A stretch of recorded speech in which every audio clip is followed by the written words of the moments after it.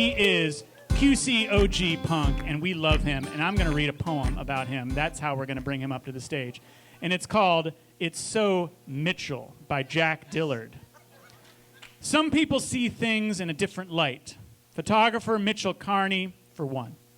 It's a gift nourished by innate curiosity and honed by experience and training. He sees what is there and something more, the intangible spirit of the thing. More than a good likeness of a subject, Mitchell elicits an image that resonates much like a sustained musical note of a double bassoon or cello. He's traveled the world over for love and inspiration, each and every step of which has prepared him supremely for what life brings. And now we bring you Mitchell Kearney, everybody. Come on up, buddy. Greetings. It is it's a wonderful thing to be able to live through one part of a life and then make it work for the next part of your life. And then to be able to refer back to it all and make it all one thing.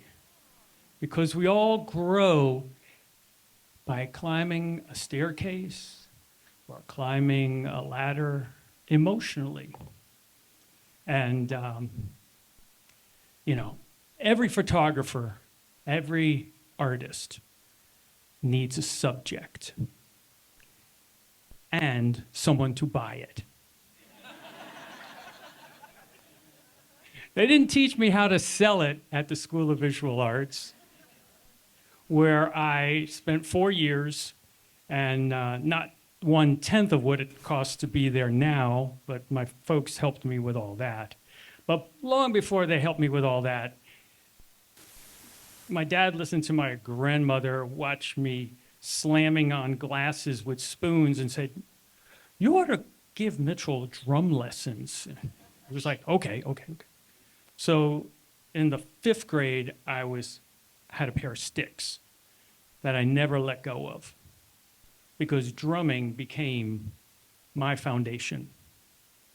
It was a way to meet people who I was going to school with as a grammar schooler. In the 7th grade, we played for the school and on and on and on. So basically, music is where I began. I mean, there was a transistor radio on my cousin's ear, and I couldn't understand why she was doing that, but she was 4 years older than me, and, at 9 years old, I'm like, that's really something. So it's really fun. It's really fun to tell the story about how this logo influenced everything. The young man, John Hallstrom, was also a student at the same time I was at the School of Visual Arts, but he was studying with the guy who created Mad magazine. John studied with him. I studied with Cosmos. The point of the matter is they were all the previous generation. And what we're here to do today is talk about mentoring and movement forward, because I am standing on the shoulders of giants, and it all kind of starts with the fact that music is math. Music is math. Yeah, so the left brain's got all the lyrics, and the right brain's got all of the rhythm. And they come together in the center cortex, and basically, we're in balance. There's a balance to be had. So, I can't believe that Tim and Matt did the Kinks, because that was, the thing to do. I mean, it's just F, G, G, F, G, F, G, G, F, G, F, G, G, F, G, F, G, G, F, G. But I'm a drummer. I don't care about those notes. I don't have to play chords. I got to play a bass drum, a hi-hat, a cymbal, because, that's, and a couple other toms, and a snare. So, I found the sweet spot on the mic. Yay! So what is punk? Punk, to me, is community. My community. And from 1975 to 1979, it was this community. Now, this word on that piece of paper was Xerox copied about 20,000 times because it was cheap to do, and the boys that started this magazine did it to sell their magazine by saying, punk is coming. And they plastered walls around CBGB and Max's Kansas City, and basically they were selling their ware they hadn't yet created, but they had been listening to the Dictators' Cars and Girls for 6 weeks and said, we got to do something about this new music scene. But, all they could do is determine that they could make money. So it's simply a matter of, it kind of starts before the Ramones. It starts before television and Patti Smith playing 6 Sundays, the quietest night of the week, that literally set the tone for what CBGB became. And this young man did all of that stuff 12 years earlier as part of the Velvet Underground, managed by Andy Warhol. Yeah. Once Andy saw that they had something, he made something of that. And basically, he had to have a second act, and it was Interview Magazine. So he would walk out of his studio on Union Square with a stack of them and just hand them out to the first, 12 people he came across. That was his, he was like a newsboy with something for free. So, there were others.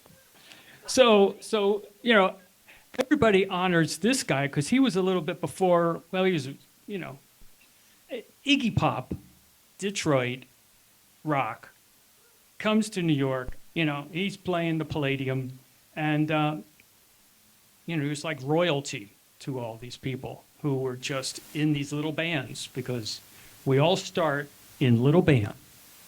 And then I get to photograph those little bands, and then people say, oh, your photos are just wonderful. Do you know about this place called CBGB? I said, no. He goes, well, Patti Smith and television were just there for 6 weekends. You should check this place out because your photography, they could use you. And so that's exactly what I did.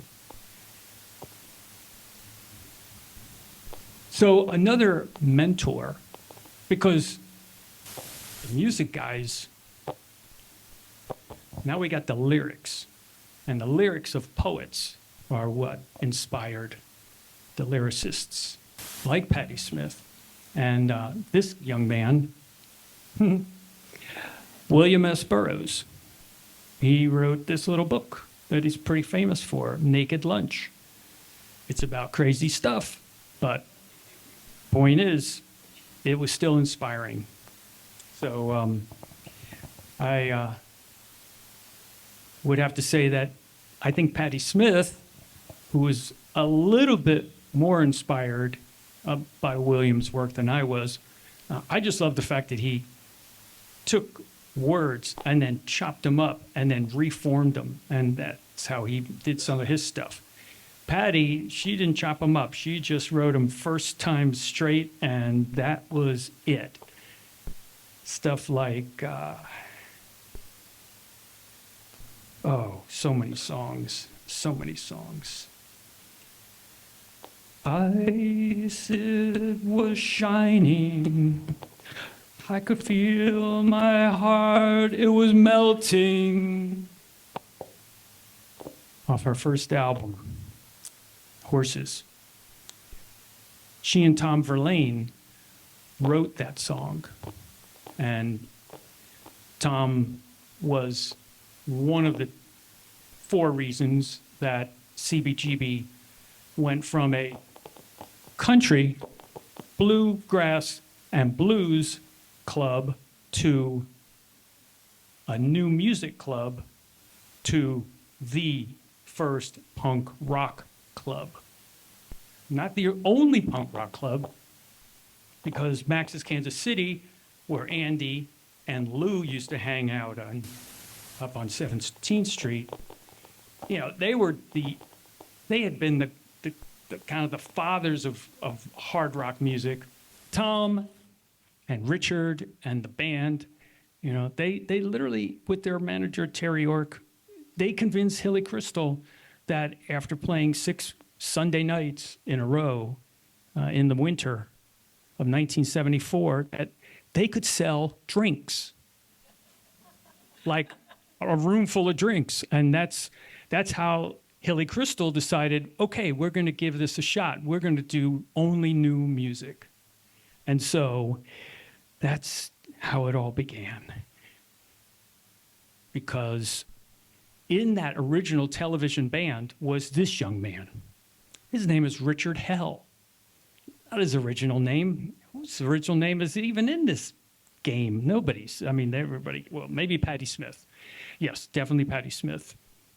So Richard was part of television, and then he wasn't. But he inspired this guy, Malcolm McLaren. Malcolm McLaren, who went on to do something in England after he was the manager of the New York Dolls, a pre-punk glam band that, you know, was precursor and really set the tone, and were still around in iterations during this entire time, but Buster Poindexter and all that stuff later. But it was Richard Hell who had the shortest hair first. He didn't have to go to England to be inspired by English punks who weren't in a band yet. No, he had his own way. He had ripped T-shirts because he thought they were cool. And Malcolm said, oh, this is important. And Richard said, I got no interest. And so, Malcolm goes to England again, and he creates the Sex Pistols. So, but they only formed after the Ramones played at the Roundhouse in '75, their first tour. And all these wannabes, you know, Paul Simeon and Mick Jones and Johnny Lydon and a couple of others, they all came in the back door. They know how to get into a dressing room for free, so you don't have to pay, you know, the front cover. And they're talking about, oh, we want to be in a band. And Joey Ramone says, well, don't bother to rehearse, just play. Just play on stage. Just play. Stop rehearsing. Just play. Make it all work on stage, because that's what worked for them. Yeah. So, you know, there were others in this New York-based scene, including Debbie Harry with Blondie, and in all of her Ripper to Shreds sleeved version of her favorite Batman T-shirt. Because that T-shirt was a full sleeve when she started that show. And I'm watching her, and she's going, what's going on? What is she doing? Well, something was like tickling her. And so she ended up just pulling that thing out, and it was like, oh, here's the picture. Here's the picture. Ripper to shreds, indeed. Which brings us to the boys. Yes, the Ramones. The The Ramones live was not easy to do. 180 beats per minute, no less. 120 decibels, no earplugs. It was not easy. The only place to stand, in front of the speakers. I learned what tissue paper will do for you very, very quickly, because I can still hear in both ears. This is the one I was always used to, yeah. So, you know, it was just amazing to see this young band grow. This young musician, Dee Dee Ramone, the cutest, best little songwriter in punk rock history. He wrote all the greatest tunes for the Ramones, and this was just a triumph for me to get that close to the stage and be right in his face, standing in front of everybody else. It was just the craziest thing, and he never opened his eyes because he was paying attention to what he was trying to do, not because I was going to flash the flash. So yeah, it was an amazing time, and it only got better by the minute because there wasn't any one band that played any song like anybody else. There was Mink DeVille, you know, there was so many different bands. The Dictators started it, but they barely came down from the Bronx. You know, Talking Heads, they were kids, you know, at RISD, at our RIT. No, RISD, yeah, RIT. So, but they basically moved to New York after their first show, and they made it a life, community. They fulfilled a need that was totally different than anybody else's need. They're the first band before REM to say the name of this band is Talking Heads. So they were highly articulate. They were painters and sculptors, and they all picked up guitars just like Devo did, and they just made an impact. And I honor them for them. And then we have the punks from New York who all went to art school at SVA. My dear friends, Steel Tips, with Joe Coleman, a wonderful fine art painter, still alive and well, who fashioned a robot that he wore around the stage during the first half of the show and sweated his butt off in it. But these kids were inspired by Frank Zappa. And basically, you know, they just did what they knew how to do. And they had all the right things going on. They had a lead singer who looked like a Hell's Angel. They had another lead singer who looked like a middle school girl. And then they had a bunch of musicians who, well, one played with his pants down on part of the session. So, yeah, it was a lot of fun. So this is what Joe Coleman did to close the show. He went out on stage, he lit a cigarette, he lit the fuse that connected 6 packs of Black Cat firecrackers under his coat, a wool coat. And he would step out into the middle of the stage and then do a front flip after all the firecrackers burst his shirt and the jacket and the coat and the smoke and that's how, and they would front flip either onto the stage or onto the front table because he could do it. I have a before photo. It doesn't even hold a candle to the after. The wall behind him is at CBGB's. It's renowned for the ugly things people said about each other. So don't read about Bleecker Bob. Don't focus on that. So anyway, Outside of CBGB, because it was great photographing bands, but I really wanted to focus on this energy that took place in this little community. And so here we are, Patty with Jimmy Zero from the Dead Boys, and this guy with his tongue out, that's Handsome Dick Manitoba, the lead singer of the Dictators. Then there's a photographer, Joe, sticking his head up, and Lisa, who was Patty's whatever. You know, they basically did their thing, you know. And then the Dead Boys came to town from Cleveland, and they literally brought marching band drum fills for the very first time, taking nothing away from Clem Burke with Blondie, but oh my gosh, those boys, they just kicked it hard because Cleveland rocks, and they brought it to New York.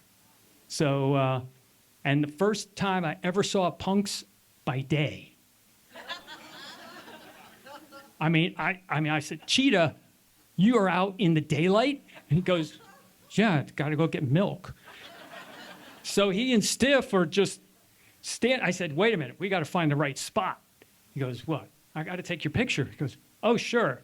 So notice the chins, you know. These guys, if they did nothing else, they figured out where their chin should be when the photo's made. And Stiv never had it straight. No, he's always over here. Thank you very much. He's like watched too many Cagney films. Yeah, they got to be very well known, and I don't think they played Saturday Night Live. I think they did play it. But then John Belushi, with you know, the guy from Rolling Stone, came and sat in their dressing room at CBGB's, which is directly behind the stage. It's about the size of this set of, yeah, that's it. That's the stage. That's the backstage. And, yeah, they're posing, and I just love that Stiv was looking at me, and because he knew me. My dear friend, my buddy, Jackie Beckett, stage name Just Chastised. Lead singer in a rock and roll band, no, punk band called Lido. Best friends with Chris Stein. They both went to SVA together 4 years before me. Do you see the pattern? If you're creative, you just take it to another genre over time. You just take it to another genre.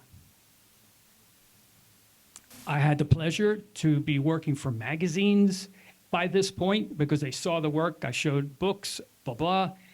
And this assignment came. We need pictures of Debbie for this new thing that they're doing. So I get to be there, be at their little home down on the Bowery. And she dressed up in her Pepsi. I asked Joey when he wasn't playing and he was hanging out at CB's, because musicians could hang out at CB's for free. If you played there, you got to go in for free. So they all had all these musicians kicking around the place. And I got to take his picture with his cat when I asked him. And it just was pretty darn cool. Lux Interior. Lux Interior. Anybody know the Cramps? I'll tell you, they were something. I thought they were from Cleveland too, but no, the story goes they're from LA. So, you know, all these bands started coming to New York to play at CBGB's because the sound system they finally installed in the winter of January 77 was phenomenal. And then everyone heard themselves on the stage. They could hear, they could be enjoyed. It was just a crazy, wonderful thing. But they also played at Max's. And this is backstage at Max's when, you know, his guitar player is holding up this mirror so he could check his makeup. Ah, yes. For those of you who know her, this is Connie at Hurrah, yet another little lovely rock and roll club. The only reason I am here right now is because we've been together since this all was going on.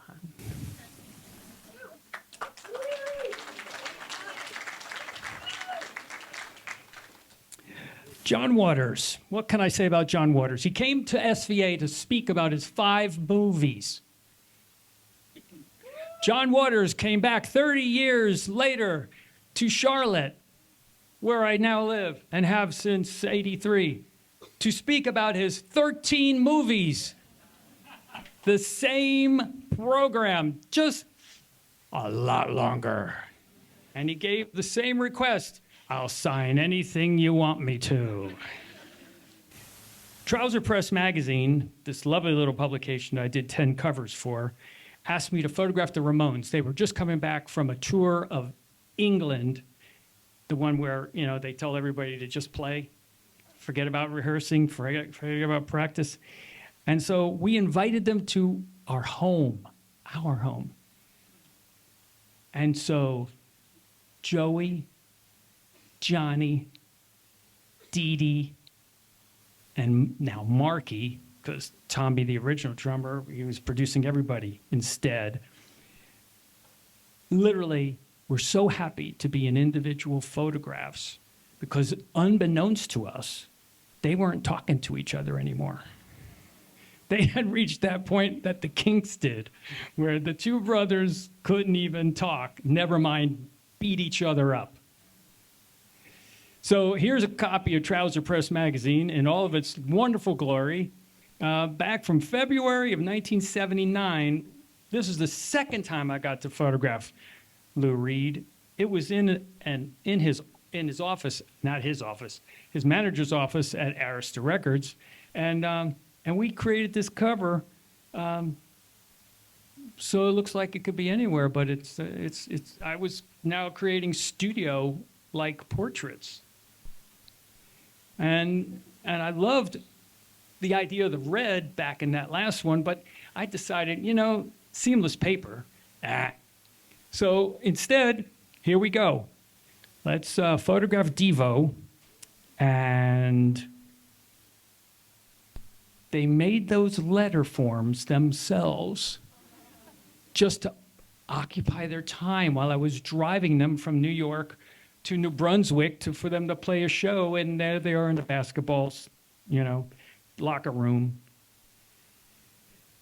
And, you know, as time goes on, and that last cover of Devo was my last cover for Trouser Press in '82, and here we are in my studio in Charlotte back in the day when the band Fetchin' Bones, Hope and Aaron and the gang were producing Galaxy 500, the album, which I did the cover for, a still life of all their stuff. But I still enjoy this picture more. So it's something that we did for them then. They have since used it recently for a reissue of songs that they never put on Galaxy because the record company gave them back the files. It was like, yeah. So they're making money off of that, and that's a wonderful, wonderful thing. So to wrap this thing up, I just wanted you to see what Legs McNeil looks like recently. Legs was freezing to death in his apartment in New York City, and with copies of Kill Me, Just Kill Me, his story of everything that has gone on with the punk rock scene from the words of those who were there. He went on a book tour and came down to North Charleston, and I said, hey man, let's meet. I'd love to take your picture and check out your scene and your talk. So that's where it kind of ends, because they created a book.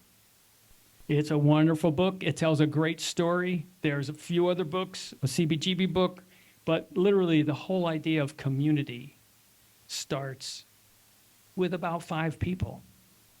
And then it grows. And if it's a good story, people want to know about it. And here we are in a community that knows about it. And now we have to pass this forward. So please, I have so much gratitude to these young men and women who have been such a part of my life. And now this new venue is just going to kick it up a bit more. Thank you very much.